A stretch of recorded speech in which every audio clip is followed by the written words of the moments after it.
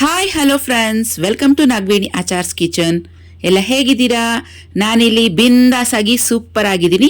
ನೀವು ಕೂಡ ಅಲ್ಲಿ ಸೂಪರ್ ಆಗಿರ್ತೀರಾ ಅಂತ ಭಾವಿಸ್ತಾ ವಿಡಿಯೋನ ಸ್ಟಾರ್ಟ್ ಮಾಡ್ತಾ ಇದ್ದೀನಿ. ತುಂಬ ದಿನಗಳಿಂದ ಕ್ಯಾಸ್ಟ್ ಐರನ್ನಲ್ಲಿ ಪಡ್ಡು ತವಾ ತಗೋಬೇಕು ಅಂತ ಅನ್ಕೊತಾ ಇದ್ದೆ, ತಗೊಳಕ್ಕೆ ಆಗ್ತಿರಲಿಲ್ಲ. ಸೊ ಈ ಸಲ ತಗೊಂಡಿದ್ದೀನಿ.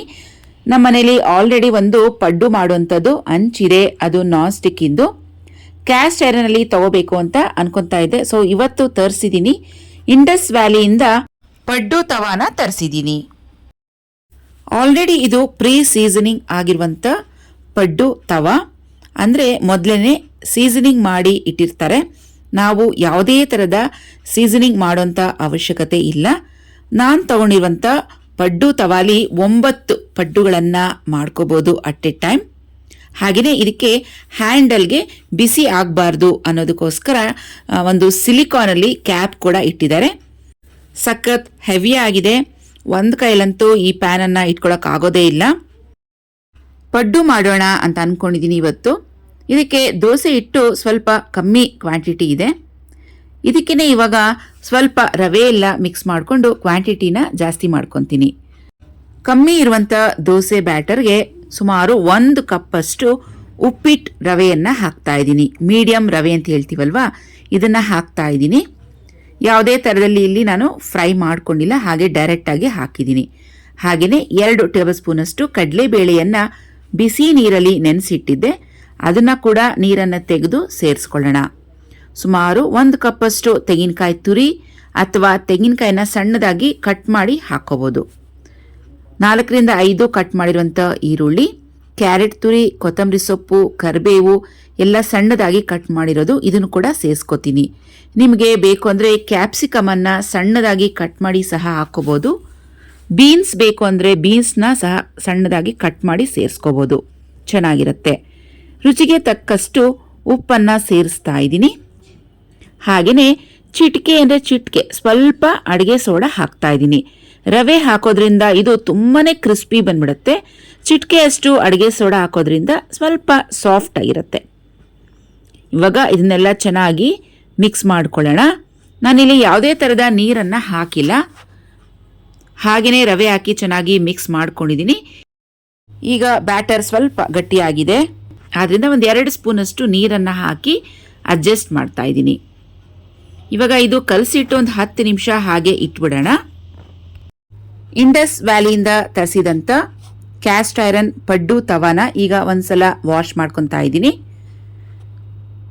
ರೆಗ್ಯುಲರ್ ಆಗಿ ಯೂಸ್ ಮಾಡುವಂಥ ಡಿಶ್ ವಾಷರ್ ವಿಮ್ ಸೋಪನ್ನು ಹಾಕಿದ್ದೀನಿ. ಸ್ಕ್ರಬ್ ಮಾಡೋದಕ್ಕೆ ಸಾಫ್ಟ್ ಆಗಿರುವಂಥ ಸ್ಕ್ರಬ್ಬರನ್ನು ತಗೊಂಡಿದ್ದೀನಿ. ಈಗ ಒಂದ್ಸಲ ಚೆನ್ನಾಗಿ ನೀರಲ್ಲಿ ವಾಶ್ ಮಾಡಿಬಿಟ್ಟು ಸೋಪ್ ಹಾಕಿ ಚೆನ್ನಾಗಿ ಬ್ರಷ್ ಮಾಡ್ಕೊತಾ ಇದ್ದೀನಿ ಲೈಟಾಗೆ. ನೋಡಿ, ಈ ರೀತಿಯಾಗಿ. ಇಂಡಸ್ ವ್ಯಾಲಿಯಿಂದ ಮೊದಲೊಂದ್ಸಲ ನಾನು ಚಪಾತಿ ಮಾಡುವಂಥ ತವಾನ ತರಿಸಿದ್ದೆ. ಕ್ವಾಲಿಟಿ ತುಂಬಾ ಚೆನ್ನಾಗಿದೆ, ನನಗೆ ಇಷ್ಟ ಆಯಿತು. ಆದ್ದರಿಂದ ಮತ್ತೆ ಇಂಡಸ್ ವ್ಯಾಲಿಯಿಂದ ಈ ಪಡ್ಡು ಮಾಡುವಂಥ ತವಾನ ತರಿಸಿದ್ದೀನಿ. ಸೊ ಫ್ರೆಂಡ್ಸ್, ನಿಮಗೆ ಯಾರಿಗಾದ್ರೂ ಇಷ್ಟ ಇದ್ದರೆ ಕೆಳಗೆ ಡಿಸ್ಕ್ರಿಪ್ಷನಲ್ಲಿ ಪರ್ಚೇಸ್ ಲಿಂಕ್ಸನ್ನು ಕೊಟ್ಟಿರ್ತೀನಿ. ಸೊ ನೀವು ಆ ಲಿಂಕ್ಸನ್ನು ಕ್ಲಿಕ್ ಮಾಡಿದ್ರೆ ಡೈರೆಕ್ಟ್ ಇಂಡಸ್ ವ್ಯಾಲಿ ವೆಬ್ಸೈಟ್ಗೆ ಹೋಗ್ತೀರಾ. ಅಲ್ಲಿ ನೀವು ಆರ್ಡರ್ಸನ್ನು ಹಾಕ್ಕೋಬೋದು. ಹಾಗೆ ನಾನು ಸ್ಕ್ರೀನ್ ಮೇಲೆ ತೋರಿಸಿದಂಥ ಕೂಪನ್ ಕೋಡನ್ನು ನೀವು ಬಳಸ್ಕೊಂಡು ಪರ್ಚೇಸ್ ಮಾಡೋದಾದರೆ ನಿಮಗೆ ಪ್ರಾಡಕ್ಟ್ಸ್ ಮೇಲೆ 12% ಡಿಸ್ಕೌಂಟ್ ಕೂಡ ಸಿಗುತ್ತೆ. So hurry up friends, purchase ಲಿಂಕನ್ನು ಡಿಸ್ಕ್ರಿಪ್ಷನ್ ಬಾಕ್ಸ್ನಲ್ಲಿ ಕೊಟ್ಟಿರ್ತೀನಿ, ನೀವು ಈಗಲೇ ಆರ್ಡರ್ ಹಾಕೋಬೋದು. ಈಗ ವಾಶ್ ಮಾಡಿದಂಥ ತವಾನ ಸ್ಟವ್ ಮೇಲೆ ಇಟ್ಟಿದ್ದೀನಿ. ಅದು ಸ್ವಲ್ಪ ಚೆನ್ನಾಗಿ ಬಿಸಿ ಆದಮೇಲೆ ಆಯಿಲನ್ನು ಹಾಕ್ತಾ ಇದ್ದೀನಿ. ಚೆನ್ನಾಗಿ ಬ್ರಷ್ನಲ್ಲಿ ಅಪ್ಲೈ ಮಾಡ್ಕೊತಾ ಇದ್ದೀನಿ. ಫಸ್ಟ್ ಟೈಮ್ ಆಗಿದ್ರಿಂದ ಸ್ವಲ್ಪ ಎಣ್ಣೆ ಜಾಸ್ತಿನೇ ಹಾಕಿ ಅಪ್ಲೈ ಮಾಡ್ಕೊತಾ ಇದ್ದೀನಿ. ಈಗ ಇದು ಚೆನ್ನಾಗಿ ಬಿಸಿ ಆಗಬೇಕು. ಈ ಕಡೆ ಪಡ್ಡು ಬ್ಯಾಟರ್ ಮಿಕ್ಸ್ ಮಾಡಿ ಇಟ್ಟಿದ್ವಲ್ವಾ, ರವೆ ಆದ್ರಿಂದ ನೀರಿನ ಅಂಶ ಎಲ್ಲ ಎಳ್ಕೊಂಡಿರುತ್ತೆ. ಸ್ವಲ್ಪ ಬ್ಯಾಟರ್ ಗಟ್ಟಿ ಕೂಡ ಆಗಿದೆ, ಆದ್ದರಿಂದ ಇನ್ನೊಂದು ಸ್ವಲ್ಪ ನೀರನ್ನು ಹಾಕಿ ಮಿಕ್ಸ್ ಮಾಡ್ಕೊಂಡಿದ್ದೀನಿ. ನೋಡಿ, ಬ್ಯಾಟರ್ ಈ ಹದದಲ್ಲಿ ಇರಬೇಕು. ತುಂಬ ತೆಳುವಾಗೂ ಇರಬಾರ್ದು, ತುಂಬ ಗಟ್ಟಿಯಾಗೂ ಇರಬಾರ್ದು. ಮೀಡಿಯಮ್ ಆಗಿ ಇವಾಗ ನಾನು ತೋರಿಸಿದ್ನಲ್ವಾ, ಅಷ್ಟಿದ್ರೆ ಸಾಕು. ಈಗ ಪ್ಯಾನ್ ಚೆನ್ನಾಗಿ ಕಾದಿದೆ, ಮತ್ತು ಅದರಿಂದ ಲೈಟಾಗಿ ಹೊಗೆ ಬರೋದು ಕೂಡ ಸ್ಟಾರ್ಟ್ ಆಗಿದೆ. ಇವಾಗ ನಾನೊಂದು ಟಿಶ್ಯೂ ಪೇಪರ್ ಸಹಾಯದಿಂದ ಅದರಲ್ಲಿ ಇರುವಂಥ ಎಣ್ಣೆ ಎಲ್ಲ ತೆಗೆದು ಬಿಡ್ತೀನಿ. ಸೊ ಫಸ್ಟ್ ಟೈಮ್ ಆಗಿದ್ರಿಂದ ಇದರಲ್ಲಿ ಇರುವಂಥ ಎಣ್ಣೆ ಎಲ್ಲ ತೆಗೆದು ಬಿಡ್ತೀನಿ. ಕ್ಲೀನಾಗಿ ಒರೆಸ್ಕೊಂಡು ಆನಂತರ ಈಗ ಮತ್ತೆ ಹೊಸದಾಗಿ ಬೇರೆ ಆಯಿಲನ್ನು ಹಾಕೊತೀನಿ. ಈಗ ನಮ್ಮ ಪಡ್ಡು ತವಾ ಪಡ್ಡುಗಳನ್ನು ಮಾಡ್ಕೊಳ್ಳೋಕ್ಕೆ ರೆಡಿಯಾಗಿದೆ. ರೆಡಿ ಮಾಡಿ ಇಟ್ಕೊಂಡಿರುವಂಥ ಬ್ಯಾಟರನ್ನು ಸ್ವಲ್ಪ ಸ್ವಲ್ಪನೇ ಈ ರೀತಿಯಾಗಿ ಫಿಲ್ ಮಾಡ್ಕೊಳ್ತಾ ಬರೋಣ. ಫಸ್ಟ್ ಟೈಮ್ ಆಗಿದ್ದರಿಂದ ಪಡ್ಡುಗಳು ಬರುತ್ತೋ ಇಲ್ವೋ ಅನ್ನೋ ಒಂದು ಡೌಟ್ನಲ್ಲಿ ಹಾಕ್ತಾ ಇದ್ದೀನಿ. ಕೊನೆಯವರೆಗೂ ನೋಡಿ ಪಡ್ಡುಗಳು ಚೆನ್ನಾಗಿ ಬಂದ್ವೋ ಇಲ್ವೋ, ಸಕ್ಸಸ್ ಆಯ್ತಾ ಫೇಲ್ಯೂರ್ ಆಯ್ತಾ ಅಂತ ನಿಮಗೆ ಗೊತ್ತಾಗುತ್ತೆ.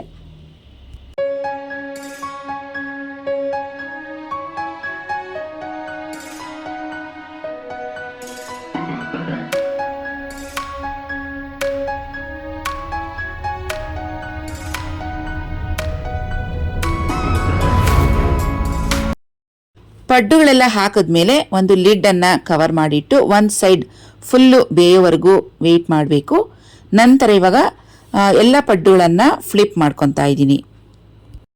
ನೋಡಿ, ಒಂಚೂರು ತವಾಗೆ ಸ್ಟಿಕ್ ಆಗಿಲ್ಲ, ತುಂಬ ಚೆನ್ನಾಗಿ ಬರ್ತಾ ಇದೆ. ತುಂಬ ಒಳ್ಳೆ ಕ್ವಾಲಿಟಿ ಕಂಪ್ನಿ ಅಂತಲೇ ಹೇಳ್ಬೋದು ಇಂಡಸ್ ವ್ಯಾಲಿ ಅವ್ರದ್ದು. ಸೊ ನೀವು ಟ್ರಸ್ಟ್ ಮಾಡಿ ತಗೋಬೋದು. ನಮ್ಮ ರವಾ ಪಡ್ಡು ಅಥವಾ ಇನ್ಸ್ಟೆಂಟ್ ಪಡ್ಡು ಸೂಪರ್ ಆಗಿ ರೆಡಿ ಆಗಿದೆ. ಈಗ ರವಾ ಪಡ್ಡು ಜೊತೆಗೆ ಒಂದು ಸೂಪರ್ ಆಗಿ ಟೇಸ್ಟಿ ಆಗಿರುವಂಥ ಚಟ್ನಿ ಮಾಡೋದು ನಿಮಗೆ ಹೇಳ್ಕೊಡ್ತೀನಿ. ಸೊ ಎಲ್ಲರೂ ಚಟ್ನಿ ಮಾಡ್ತಾರೆ, ಇದರಲ್ಲೇನು ಸ್ಪೆಷಾಲಿಟಿ ಅಂತ ಕೇಳ್ಬೋದು. ಆದ್ರೂ ಇದು ನನ್ನ ಸ್ಟೈಲ್ ಚಟ್ನಿ ಅಂತ ಹೇಳ್ಬೋದು. ಸ್ವಲ್ಪ ಸ್ವಲ್ಪ ವ್ಯತ್ಯಾಸಗಳಿರುತ್ತೆ, ಸ್ವಲ್ಪ ಸ್ವಲ್ಪ ಚೇಂಜಸ್ ಇರುತ್ತೆ ಒಬ್ಬರಿಂದ ಒಬ್ಬರು ಯಾವುದೇ ಅಡುಗೆಗಳನ್ನು ಮಾಡಬೇಕಾದ್ರೆ. ಸೊ ನಾನು ಹೇಗೆ ಮಾಡ್ತೀನಿ ಅಂತ ನಿಮಗೆ ತೋರಿಸ್ತೀನಿ. ಮೊದಲಿಗೆ 1 ಕಪ್ಪಷ್ಟು ಶೇಂಗಾ ಬೀಜನ ಒಂದು ಪ್ಯಾನ್ಗೆ ಹಾಕಿ ಫ್ರೈ ಮಾಡ್ಕೊಂಡಿದ್ದೀನಿ. ನಂತರ ಇದಕ್ಕೆ 4 ರಿಂದ 5 ಇಲ್ಕಷ್ಟು ಬೆಳ್ಳುಳ್ಳಿ, 1 ಹಿಡಿಯಷ್ಟು ಕರಿಬೇವು ಕೂಡ ಹಾಕಿ ಫ್ರೈ ಮಾಡಿಕೊಂಡು ಸ್ಟವನ್ನು ಆಫ್ ಮಾಡ್ಕೊಂಡಿದ್ದೀನಿ. 2 ಟೇಬಲ್ ಸ್ಪೂನಷ್ಟು ಕಡಲೆಪಪ್ಪು ಅಥವಾ ಉರಿಗಡಲೆ ಹಾಕ್ತಾ ಇದ್ದೀನಿ. 1 ಕಪ್ಪಷ್ಟು ಹಸಿ ತೆಂಗಿನಕಾಯಿ ತುರಿ, ಸ್ವಲ್ಪ ಹುಣಸೆ ಹಣ್ಣು, ರೆಡ್ ಚಿಲ್ಲಿ ಪೌಡರ್ ಸುಮಾರು 1.5 ರಿಂದ 2 ಸ್ಪೂನಷ್ಟು ಹಾಕೋಬೋದು. ನೀವು ರೆಡ್ ಚಿಲ್ಲಿ ಪೌಡರ್ ಬೇಡ ಅಂದರೆ ಹಸಿಮೆಣಸಿನಕಾಯಿ ಕೂಡ ಹಾಕಿ ಫ್ರೈ ಮಾಡ್ಕೋಬೋದು. ರುಚಿಗೆ ತಕ್ಕಷ್ಟು ಉಪ್ಪು, ಹಾಗೆ ಇದ್ರ ಜೊತೆಗೆ ಒಂದು ಸಣ್ಣ ಈರುಳ್ಳಿ ಸಿಪ್ಪೆಲ್ಲ ತೆಗೆದು ವಾಶ್ ಮಾಡಿ ಸೇರಿಸ್ಕೊಳ್ಳೋಣ ಮಿಕ್ಸಿ ಜಾರ್ಗೆ. ಟೇಸ್ಟ್ ಮಾತ್ರ ಸೂಪರ್ ಆಗಿರುತ್ತೆ, ಚಟ್ನಿ ಖಾರವಾಗಿರುತ್ತೆ. ಇದೇ ಸೇಮ್ ಚಟ್ನಿನ ನಾನು ಹೆಚ್ಚಾಗಿ ಅಕ್ಕಿ ರೊಟ್ಟಿ ಜೊತೆಗೆ ಮಾಡ್ತೀನಿ, ತುಂಬಾನೇ ಚೆನ್ನಾಗಿರುತ್ತೆ. ಸೊ ಇವಾಗ ಇದನ್ನೆಲ್ಲ ಮಿಕ್ಸಿಗೆ ಹಾಕಿ ಮೊದಲಿಗೆ ನೀರು ಹಾಕದೇನೆ ಹಾಗೆಯೇ ಡ್ರೈ ಆಗಿ ಪುಡಿ ಮಾಡ್ಕೊಳ್ಳೋಣ. ಮೊದಲಿಗೆ ನೀರು ಹಾಕಿಬಿಟ್ರೆ ಚೆನ್ನಾಗಿ ನುಣ್ಣಕ್ಕಾಗೋದಿಲ್ಲ. ಆದ್ದರಿಂದ ಮೊದಲಿಗೆ ಹಾಗೆಯೇ ರುಬ್ಕೊಂಡು ಇವಾಗ ಸ್ವಲ್ಪನೇ ನೀರು ಹಾಕ್ಕೊಂಡು ಇದನ್ನು ರುಬ್ಕೋತೀನಿ. ನೋಡಿ, ನಮ್ಮ ಟೇಸ್ಟಿ ಆಗಿರುವಂಥ ಚಟ್ನಿ ರೆಡಿಯಾಗಿದೆ. ಒಂದ್ಸಲ ನೀವು ಈ ಪಡ್ಡು ಹಾಗೆಯೇ ಈ ಚಟ್ನಿನ ಬ್ರೇಕ್ಫಾಸ್ಟ್ಗೆ ಟ್ರೈ ಮಾಡಿ ನೋಡಿ, ಖಂಡಿತವಾಗಿಯೂ ಎಲ್ಲರಿಗೂ ತುಂಬಾ ಇಷ್ಟ ಆಗುತ್ತೆ. ಸ್ವಲ್ಪ ನೀರು ಕೂಡ ಹಾಕಿ ಇದಕ್ಕೆ ಮಿಕ್ಸ್ ಮಾಡಿಕೊಂಡು ಸ್ವಲ್ಪ ತೆಳುವಾಗಿ ಮಾಡ್ಕೊತಾ ಇದ್ದೀನಿ. ತುಂಬ ಗಟ್ಟಿನೂ ಇಲ್ಲ, ತುಂಬ ತೆಳುವಾಗೂ ಇಲ್ಲ, ಈ ರೀತಿಯಾಗಿ ಮಾಡ್ಕೊಂಡಿದ್ದೀನಿ. ನೋಡಿ, ನಮ್ಮ ಟೇಸ್ಟಿಯಾದ ಚಟ್ನಿ, ಶೇಂಗಾ ಬೀಜದ ಚಟ್ನಿ ರೆಡಿಯಾಗಿದೆ. ಸೊ ಫ್ರೆಂಡ್ಸ್, ಈ ರೆಸಿಪಿನ ನೀವು ಖಂಡಿತವಾಗಿಯೂ ಲಂಚ್ ಬಾಕ್ಸ್ಗೆ ಟ್ರೈ ಮಾಡ್ಬೋದು. ಮಕ್ಕಳಿಗಂತೂ ತುಂಬಾ ಇಷ್ಟ ಆಗುತ್ತೆ. ಖಂಡಿತವಾಗಿಯೂ ಒಂದ್ಸಲ ಬ್ರೇಕ್ಫಾಸ್ಟ್ಗೆ ಟ್ರೈ ಮಾಡಿ. ಫ್ರೆಂಡ್ಸ್, ಈಗ ನಂದು ಬ್ರೇಕ್ಫಾಸ್ಟ್ ಆಯಿತು. ರಂಗೋಲಿ ಹಾಕೋಣ ಅಂತ ಇವಾಗ ಕೂತಿದ್ದೀನಿ. ಯಾಕಂದರೆ ಬೆಳಗ್ಗೆ ಹೊತ್ತು ಹರಿ ಇರುತ್ತೆ, ಮಕ್ಕಳಿಗೆ ಲಂಚ್ ಬಾಕ್ಸ್ಗೆ ರೆಡಿ ಮಾಡಬೇಕು, ಹಸ್ಬೆಂಡ್ಗೆ ಊಟಕ್ಕೆ ರೆಡಿ ಮಾಡಬೇಕು. ಸೊ ಇವೆಲ್ಲ ಬ್ಯುಸಿ ಇರುತ್ತೆ. ಸೊ ರಂಗೋಲಿ ಅಂದರೆ ನನಗೆ ತುಂಬಾ ಇಷ್ಟ. ಇದಕ್ಕೆ ಒಂದು ಸ್ವಲ್ಪ ಟೈಮ್ ಜಾಸ್ತಿ ಬೇಕಾಗುತ್ತೆ. ಆದ್ದರಿಂದ ಎಲ್ಲ ಕೆಲಸಗಳನ್ನು ಮುಗಿಸಿ ನಾನು ಬಿಫೋರ್ ಇನ್ನೇನು ಸ್ನಾನಕ್ಕೆ ಹೋಗಬೇಕು ಅಂದಾಗ ಈ ರಂಗೋಲಿ ಕೆಲಸ ಮುಗಿಸಿ ಸ್ನಾನ ಮಾಡ್ಕೊಂಡು ಬಂದು ಆಮೇಲೆ ದೇವ್ರ ಪೂಜೆಯನ್ನು ಮಾಡ್ಕೋತೀನಿ. ಸೊ ಇವಾಗ ಟೈಮ್ 10:30 ಆಗಿದೆ. ಗೇಟ್ ಒಳಗೆ ಆದ್ದರಿಂದ ನಾನು ಸ್ವಲ್ಪ ನಿಧಾನಕ್ಕೆ ರಂಗೋಲಿ ಹಾಕ್ಕೊಂಡ್ರೂ ಪರವಾಗಿಲ್ಲ. ಮನೆಯ ಮುಂಭಾಗದಲ್ಲಿ ಹೊಸಲು ಮುಂದೆ ಇವಾಗ ರಂಗೋಲಿಯನ್ನು ಹೇಗೆ ಹಾಕ್ಕೊಳ್ಳೋದು ಅಂತ ನಿಮಗೆ ತೋರಿಸ್ತೀನಿ. ರಂಗೋಲಿಯಲ್ಲಿ ಇವಾಗ ವೈಟ್ ರಂಗೋಲಿ ಪುಡಿ ಸಿಗುತ್ತೆ, ಅದರಲ್ಲಿ ರಂಗೋಲಿ ಹಾಕಿದ್ರೆ ತುಂಬಾ ಚೆನ್ನಾಗಿರುತ್ತೆ. ಅದ್ರ ಜೊತೆಗೇ ಕೆಮ್ಮಣ್ಣು ಪುಡಿ, ಇದನ್ನು ಕೂಡ ಅವರೇನೆ ಸೇಲ್ ಮಾಡ್ತಾರೆ. ನೋಡಿ, ಈ ರೀತಿಯಾಗಿ ಕೆಮ್ಮಣ್ಣು ಪುಡಿ ಇರುತ್ತೆ. ಇದನ್ನು ಒಂದು ಬಟ್ಲಿಗೆ ತೊಗೊತಾ ಇದ್ದೀನಿ. ಇದಕ್ಕೆ ಸ್ವಲ್ಪ ನೀರನ್ನು ಹಾಕಿ ಗಟ್ಟಿಯಾಗಿ ಮಿಕ್ಸ್ ಮಾಡ್ಕೊತೀನಿ. ಮೊದಲೆಲ್ಲ ನಮ್ಮಮ್ಮ ಎಲ್ಲ ನಾವು ಚಿಕ್ಕವರಿದ್ದಾಗ ಕೆಮ್ಮಣ್ಣಿನ ಉಂಡೆನ ತಂದು ಅದನ್ನು ನೀರಲ್ಲಿ ಮಿಕ್ಸ್ ಮಾಡಿಕೊಂಡು ಹಾಕ್ತಾಯಿದ್ರು. ನನಗೆ ನೋಡಿದಂಥ ಜ್ಞಾಪನ ಇದೆ. ಇವಾಗ ಕೆಮ್ಮಣ್ಣು ಉಂಡೆ ಎಲ್ಲ ಎಲ್ಲಿ ಸಿಗುತ್ತೋ ಗೊತ್ತಿಲ್ಲ. ಗಂಗೆ ಅಂಗಡಿಲೆಲ್ಲ ಸಿಗ್ಬೋದೇನೋ, ನಾನು ಯಾವತ್ತೂ ಟ್ರೈ ಮಾಡಿಲ್ಲ. ಆದರೆ ಮನೆ ಮುಂದೆನೇ ರಂಗೋಲಿ ಪುಡಿ ಜೊತೆಗೆ ಈ ಕೆಮ್ಮಣ್ಣು ಪುಡಿ ಬರುತ್ತಲ್ವ, ಇದನ್ನೇ ತೆಗೆದು ಇಟ್ಕೊಂಡಿರ್ತೀನಿ. ಕೆಮ್ಮಣ್ಣು ಪುಡಿಯನ್ನು ಸ್ವಲ್ಪ ನೀರು ಹಾಕಿ ಸ್ವಲ್ಪ ಗಟ್ಟಿಯಾಗಿ ಪೇಸ್ಟ್ ಥರ ಮಾಡಿಕೊಂಡು ಇವಾಗ ಯಾವ ಜಾಗಕ್ಕೆ ಬೇಕೋ ಆ ಜಾಗದಲ್ಲಿ ನಾನು ಅಪ್ಲೈ ಮಾಡ್ಕೋತೀನಿ. ನಮ್ಮದು ಟೈಲ್ಸ್ ಎಲ್ಲ ಸ್ವಲ್ಪ ಲೈಟ್ ಬ್ರೌನ್ ಇರೋದ್ರಿಂದ ಇದ್ರ ಮೇಲೆ ರಂಗೋಲಿ ಹಾಕಿದ್ರೆ ಅದಷ್ಟು ಎದ್ದು ಕಾಣಿಸ್ತಾ ಇಲ್ಲ. ಆದ್ದರಿಂದ ನಾನು ಮೊದಲಿಗೆ ಕೆಮ್ಮಣ್ಣಲ್ಲಿ ಎಷ್ಟು ಜಾಗಕ್ಕೆ ಬೇಕೋ ಅಷ್ಟು ಜಾಗಕ್ಕೆ ಕ್ಲೀನಾಗಿ ಸಾರಿಸ್ಕೊತಾ ಇದ್ದೀನಿ. ಈ ಥರ ಕೆಮ್ಮಣ್ಣು ಮೇಲೆ ರಂಗೋಲಿ ಹಾಕಿದ್ರೆ ರಂಗೋಲಿ ತುಂಬ ಚೆನ್ನಾಗಿ ಕಾಣಿಸುತ್ತೆ, ಎದ್ದು ಕಾಣಿಸುತ್ತೆ. ಹಾಗೆ ಶ್ರೇಷ್ಠ ಅಂತ ಕೂಡ ಹೇಳ್ತಾರೆ ಕೆಮ್ಮಣ್ಣು ಬಳಸೋದ್ರಿಂದ. ನೋಡಿ, ಈ ರೀತಿಯಾಗಿ ಅಪ್ಲೈ ಮಾಡ್ಕೊತಾ ಇದ್ದೀನಿ. ತುಂಬ ನೀರು ಹಾಕಿ ಕಲಿಸ್ಬಿಟ್ರೆ ಅದು ನಾವೆಲ್ಲ ಹಚ್ತೀವೋ ಅಲ್ಲಿ ಬೇಗ ಅಂಟ್ಕೊಳ್ಳಲ್ಲ, ಮತ್ತು ಜಾರ್ದಂಗೆ ಆಗುತ್ತೆ, ಹರಿಕೊಂಡು ಹೋಗ್ಬಿಡುತ್ತೆ. ಆದ್ದರಿಂದ ಸ್ವಲ್ಪ ಗಟ್ಟಿಯಾಗಿಯೇ ಹಚ್ಕೊಂಡೀಗ ಅಪ್ಲೈ ಮಾಡ್ಕೊತಾ ಇದ್ದೀನಿ. ಇವಾಗ ಹೊಸಲು ಮುಂದೆ ಆಯಿತು. ತುಳಸಿ ಕಟ್ಟೆ ಮುಂದೆ ಸಹ ನಾನಿಲ್ಲಿ ಈ ಕೆಮ್ಮಣ್ಣನ್ನು ಈ ರೀತಿಯಾಗಿ ಅಪ್ಲೈ ಮಾಡ್ಕೊತಾ ಇದ್ದೀನಿ. ಒಂದು ಬಟ್ಟೆಯಲ್ಲಿ ಇದನ್ನು ಡಿಪ್ ಮಾಡಿಕೊಂಡು ಈ ರೀತಿಯಾಗಿ ಅಪ್ಲೈ ಮಾಡ್ಕೊತಾ ಇದ್ದೀನಿ.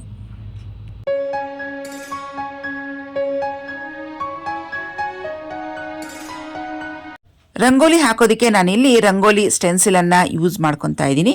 ಈ ಸ್ಟೆನ್ಸಿಲ್ಗಳು ಇವಾಗ ಎಲ್ಲ ಬುಕ್ ಸ್ಟೋರಲ್ಲಿ ಸಿಗುತ್ತೆ, ಗ್ರಂಥಿಗೆ ಅಂಗಡಿಲಿ ಸಿಗುತ್ತೆ, ಫುಟ್ಪಾತ್ ಮೇಲೆ ಮಾರ್ತಾ ಇರ್ತಾರೆ. ಇಲ್ಲಾಂದರೆ ನಾವೆಲ್ಲರೂ ದೇವಸ್ಥಾನಗಳಿಗೆ ಹೋದಾಗ ದೇವಸ್ಥಾನಗಳ ಹತ್ರ ಮಾರ್ತಿರ್ತಾರೆ, ನೀವು ತಗೋಬೋದು. ನಾನು ಈ ಥರ ಎಲ್ಲರೂ ಕಾಣಿಸ್ದಾಗ ಚೆನ್ನಾಗಿರೋ ಡಿಸೈನ್ಸ್ ಕಂಡ್ರೆ ಒಂದೆರಡೆರಡು ಮೂರು ಆ ಥರ ತೊಗೊಂಡು ಬಂದು ಕಲೆಕ್ಷನ್ ಮಾಡಿ ಇಟ್ಕೋತೀನಿ. ಚಿಕ್ಕ ಸೈಜ್ನಲ್ಲಿ ಇರುವಂಥದ್ದು 10 ರೂಪೀಸ್. ಸ್ವಲ್ಪ ದೊಡ್ಡ ಸೈಜ್ ಈ ಥರ ಇವಾಗ ನಾನು ಹಾಕ್ತಾ ಇದ್ದೀನಲ್ವಾ, ಈ ಸೈಜಿಂದು 50 ರೂಪಾಯಿಗೆ 3 ಅನಿಸುತ್ತೆ ನಾನು ತಂದಿರೋದು. ಇವಾಗ ಈ ಸ್ಟೆನ್ಸಿಲನ್ನು ಇಟ್ಟು ಅದರ ಮೇಲೆ ರಂಗೋಲಿ ಪುಡಿಯನ್ನು ಈ ರೀತಿಯಾಗಿ ಚೆನ್ನಾಗಿ ಸ್ಪ್ರೆಡ್ ಮಾಡ್ಕೊಳ್ಳೋದು. ಆಮೇಲೆ ನಿಧಾನಕ್ಕೆ ತೆಗೆದ್ರೆ ಈ ರೀತಿಯಾಗಿ ಬ್ಯೂಟಿಫುಲ್ ಆಗಿರುವಂಥ ರಂಗೋಲಿ ನಮಗೆ ಸಿಗುತ್ತೆ. ತುಂಬ ಈಸಿಯಾಗಿ ತುಂಬ ಬೇಗನೆ ಮಾಡ್ಕೋಬೋದು. ವರ್ಕಿಂಗ್ ವುಮೆನ್ಸ್ಗಂತೂ ಇದು ತುಂಬಾ ಈಸಿ ಅಂತ ಹೇಳ್ಬೋದು. ಈ ರೀತಿ ನಾನು ರಂಗೋಲಿಯನ್ನು ಸೋಮವಾರ, ಶುಕ್ರವಾರ ಈ ಥರ ಸ್ಪೆಷಲ್ ಡೇಸ್ನಲ್ಲಿ ಹಾಕೋತೀನಿ. ಪ್ರತಿದಿನ ಈ ರೀತಿಯಾಗಿ ರಂಗೋಲಿಗಳನ್ನು ಹಾಕೋದಕ್ಕೆ ಟೈಮ್ ಜಾಸ್ತಿ ಬೇಕಾಗಿರೋದ್ರಿಂದ ಸ್ಪೆಷಲ್ ಡೇಸ್, ಹಬ್ಬಗಳಲ್ಲಿ ಈ ಥರ ಎಲ್ಲ ನಾನು ಹಾಕೋತೀನಿ. ಸೊ ಇವತ್ತು ಸೋಮವಾರ ಆಗಿದ್ದರಿಂದ ಸ್ಪೆಷಲ್ ರಂಗೋಲಿ ಈ ರೀತಿಯಾಗಿ ಕೆಮ್ಮಣ್ಣು ಮೇಲೆ ಹಾಕ್ತಾ ಇದ್ದೀನಿ. ಬೇರೆ ದಿನ ಆದರೆ ಸಿಂಪಲಾಗಿ 1-2 ಎಳೆ ರಂಗೋಲಿ ಹಾಕ್ಬಿಟ್ಟು ಮುಗಿಸ್ಬಿಡ್ತೀನಿ ರಂಗೋಲಿ ಕೆಲಸನ. ನೋಡಿ ಎಷ್ಟು ಸಖತ್ತಾಗಿ ಚೆನ್ನಾಗಿ ಬಂದಿದೆ, ಈಸಿಯಾಗಿ ಮಾಡ್ಕೋಬೋದು. ಸೆಂಟರ್ನಲ್ಲಿ ಒಂದು ಸಿಂಗಲ್ ರಂಗೋಲಿ ಹಾಕಿದ್ದೀನಿ, ಆ ಕಡೆ ಈ ಕಡೆ ಚಕ್ರ ಎರಡನ್ನೂ ಸೇಮ್ ಹಾಕಿದ್ದೀನಿ. ನೋಡಿ, ಈ ರೀತಿಯಾಗಿ ನಾವು ಹಾಕ್ಕೋಬೋದು. ಇದೆಲ್ಲ ನಮ್ಮ ಕ್ರಿಯೇಟಿವಿಟಿ, ಯಾವ ಥರ ಬೇಕಾದರೂ ನಾವು ಹಾಕ್ಕೋಬೋದು. ಈಗ ತುಳಸಿ ಮುಂದೆ ಚಿಕ್ಕ ಚಿಕ್ಕ ಸ್ಟೆನ್ಸಿಲ್ಸ್ ಇದೆಯಲ್ವ, ಅದನ್ನು ಇಟ್ಟು ಹಾಕ್ತಾಯಿದ್ದೀನಿ.